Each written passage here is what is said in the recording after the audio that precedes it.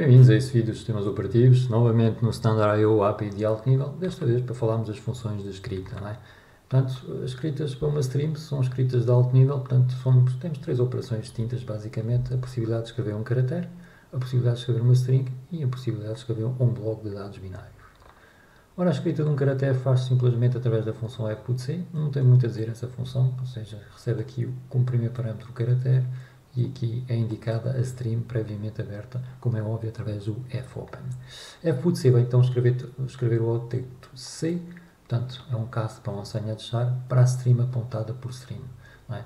Obviamente, stream terá que ser previamente aberta para escrita, como qualquer função de escrita da API de alto nível solicita. Não é? O que é que devolve? Bem, vai devolver o caractere escrito se tudo tiver corrido bem e vai devolver ainda o f se ocorrer um erro. Não é? Aqui é mesmo um erro, o RNO irá refletir qual é que é a situação em concreto. Tá?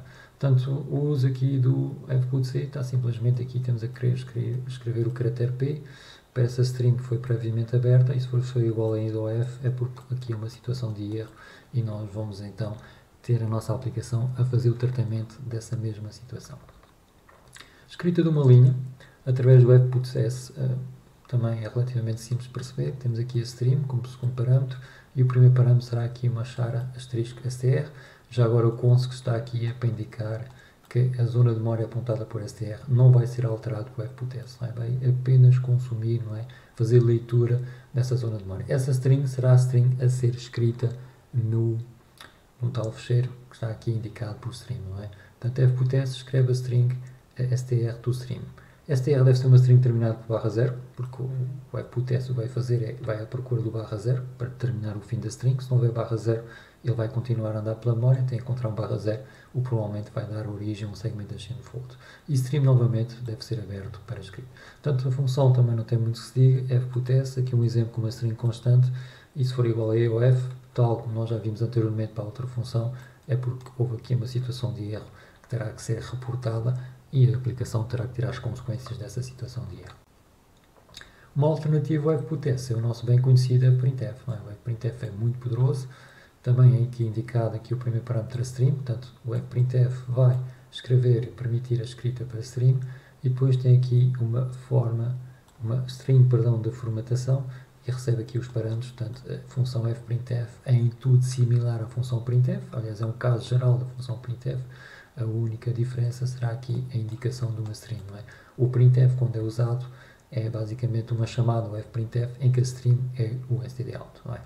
Um lembrete, o stdr que nós usamos é uma stream. Não é? Portanto, quando nós estamos a escrever para o canal de erro, já muitas vezes fizemos uso aqui da função fprintf indicando a stdr como stream. Não é? Aqui estamos basicamente a escrever uma string que é chamada isto é um texto para o canal de erro, não é? Para o canal padrão de erro. A escrita de dados binários é feita através da função fwrite. O que é dados binários? É pegar num conjunto de dados, nesse caso temos que especificar o tamanho individual de cada um desses blocos de dados e quantos blocos é que queremos escrever. Por exemplo, aqui o tamanho poderá ser o tamanho de uma estrutura, como a estrutura estudante, e aqui poderá ser o número de estruturas que nós vamos escrever ou pretendemos escrever aqui na string. Não é? Portanto, em termos funcionais, é uma função que surge em posição fread, portanto faz o fwrite, faz a escrita, mas funciona da mesma forma, os parâmetros são similares, o tamanho individual através do size e o número de elementos que se quer escrever através do NR. Não é? Portanto, aqui de onde é que vêm os elementos? São aqui dessa zona de memória buff, portanto aqui nós estamos a escrever do buff para o stream. Não é? É esse o caminho dos dados quando nós estamos a usar a função fwrite.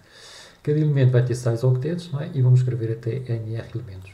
O que é que a função vai devolver? Vai devolver o número de elementos, novamente contados através do NR. Não é? Isso é similar novamente à função fread e, portanto, o valor de retorno, aqui a size t, vai ser a indicar quantos elementos do conjunto NR de facto foram escritos. Não é? Se NR for 5, para a função ser bem sucedida, deverá devolver 5, precisamente para indicar que esteve a escrever 5 elementos NR, cada um deles com tamanho de size. Não é?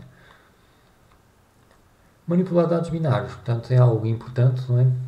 Já tivemos a oportunidade de falar nisso, mas a manipulação de dados binários requer muitas vezes que exista um formato normalizado, não é? Portanto, que haja aqui um standard, por exemplo, para o formato de zip, que é o formato de compactação que todos nós conhecemos, o formato PGM, que é um formato de imagens, não é, relativamente simples, ou um formato mais elaborado como o PNG. Todos eles são definidos, existe um conjunto de definições associado a esses formatos que permite a qualquer um, nós, por exemplo, olhando para os formatos, olhando para estes estándares, poder implementar as normas, as especificações, de maneira que, por exemplo, o fecheiro zip que nós possamos produzir com a nossa aplicação seja viável depois de ser aberto por outra aplicação, ela também a respeitar a norma. Não é?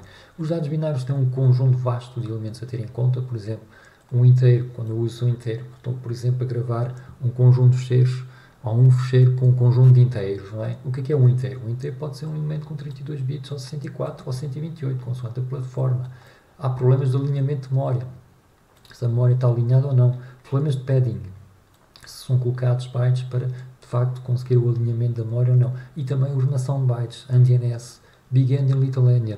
Portanto, eu posso estar a gravar um fecheiro, por exemplo, numa máquina com arquitetura x86-64, que é a máquina nos nossos PCs, e que essa arquitetura é Little Endian, e depois se eu tentar abrir o fecheiro uma arquitetura Big Endian, se eu não tiver tido o cuidado de informar como é que é o formato dos dados e ter uma norma, um standard, a indicar que os meus dados são, por exemplo, gravados no formato inteiro de 64 bits com o formato Big Endian ou Little Endian, quem for abrir o fecheiro poderá ter uma surpresa de estar a interpretar aquele fecheiro, aqueles dados de uma forma diferente daquilo que foi escrito e, portanto, estar a causar ali um problema porque a informação não será transmitida de forma fidedigna, não é? E, portanto, a solução depois que é precisa é um formato normalizado, não é? Portanto, sempre nós temos a tratar dados binários, temos de ter sempre, para maior conforto, um formato a descrever esses dados normalizados. E assim encerramos aqui o nosso capítulo.